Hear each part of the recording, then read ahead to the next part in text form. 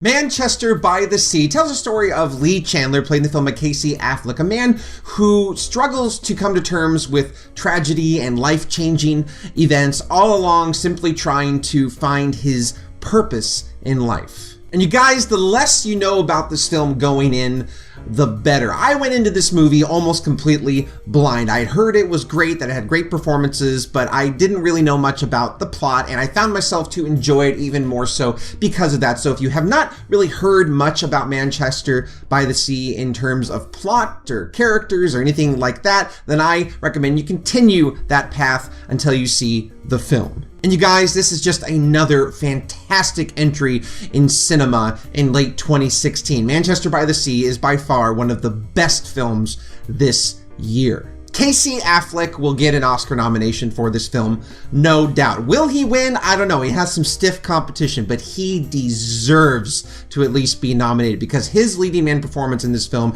is so quietly powerful. The character of Lee Chandler is not a brash person for the most part, at least where we catch up with him in the film. He's a broken man. He's a quiet man. He doesn't have much to say because he doesn't have much left to his name in the world. He is just such a fascinating character. This is very much a character study of, again, a broken man who has faced tragedy time and time again in his life. And Casey Affleck just plays that so subtly and so well. This is not a scenery chewing performance. This is not a loud performance. This is a quiet and subtle and modest performance, and he pulls it off so well. It is one of the best performances of the year and one of the best films of the year. The film also features a fantastic supporting cast with Kyle Chandler and Michelle Williams, among others, popping up in the film. So it has a well-rounded cast. The acting is all there, but this movie would not have succeeded if it were not for the very, very masterful touch by director and writer Kenneth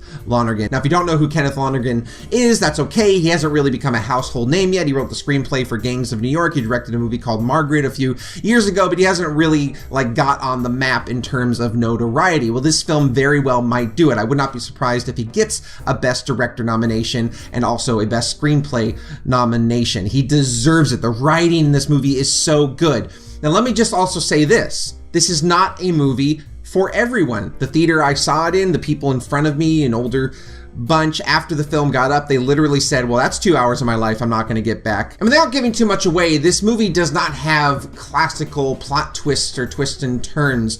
It's a very slow burn. The movie progresses very slowly, and you have to keep in mind that it's about the characters. It does not have a big splashy finish. It's a quiet movie. It's a slice of life type of movie about this man struggling to overcome his own personal demons and, again, kind of find his lot in life. He's trying to play the hand that he's been dealt. I think people going to this movie expecting some sort of thriller or some sort of, bow on the end of everything at the end of the film are going to be sorely disappointed because it's not that type of film. It's about the journey of the character, and it's not really probably going to satisfy a lot of people. But if you love cinema, if you appreciate great acting and great writing and patient direction, then you are going to devour Manchester by the Sea. The film also features an amazing score by Leslie Barber that uses lots of choral elements combined with instrumental elements. It's so beautiful and harmonious, and it's used a lot throughout the film, and normally that turns me off about a score that's overbearing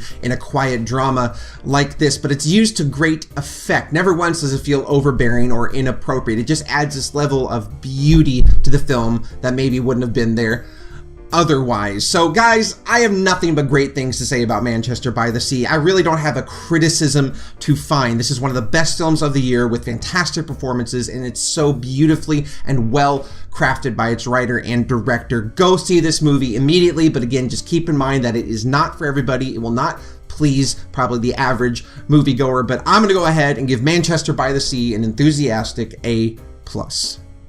And so if you have a chance to see Manchester by the Sea, go and comment below and tell me what you think about it. Did you know a lot about the film going in? How did that affect your viewing experience? And what do you think the film's Oscar chances are? And which actor in the film, other than Casey Affleck, do you think might earn an Oscar nomination?